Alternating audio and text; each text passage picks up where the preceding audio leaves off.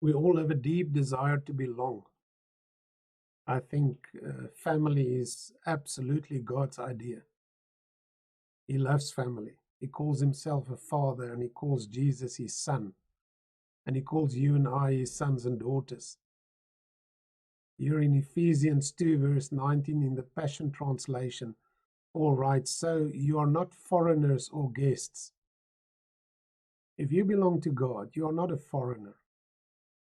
You know, a foreigner has very limited rights when he lives in the country that he lives in. Very limited rights. Or a guest, as a guest, you don't just open the fridge of the people you visit and you take out whatever you want, because guests don't do such things. It's only when you become part of the family and find yourself welcome and comfortable in the family that you would do things like that. You are not a foreigner or a guest if you accept Jesus Christ and become part of God's family. It's not true. If you believe that, you can discard of that deception, that lie. The truth is, you are not a foreigner or a guest, but rather you are the children of the city of the holy ones. You and I belong to a city of the holy ones. We are the children in the city.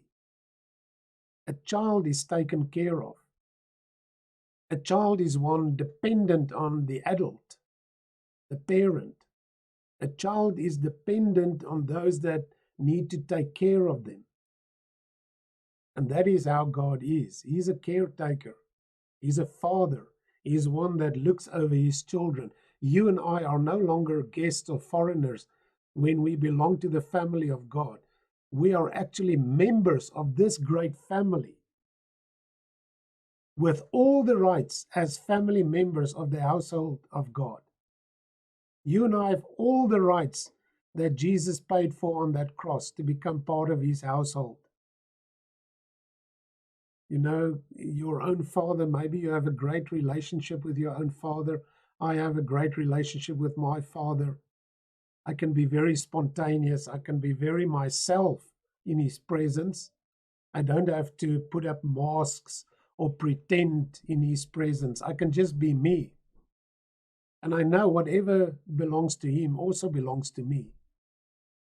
It's kind of part of the privileges of being a son in his house, a member of his household. You've got all the rights that Jesus paid for. You've got all the right to freedom. You've got all the right to peace. You've got all the right to living in the fullness of your purpose. You've got all the right to call God Abba, Father. Abba means daddy.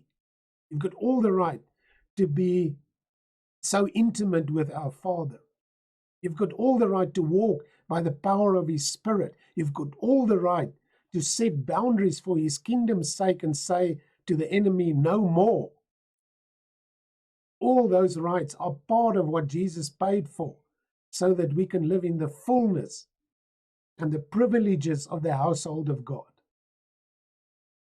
If you don't feel part of the household of God, and you are already a son or daughter of God through being born again, then I would like to invite you to become more fully part of the household of God, throwing off the constraints that keep on telling you you are not worthy. You are worthy.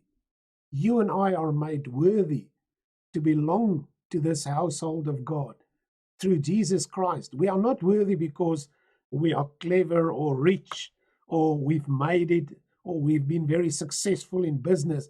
We are made worthy only through Jesus Christ and what he attained for us by dying on the cross so that we can be saved.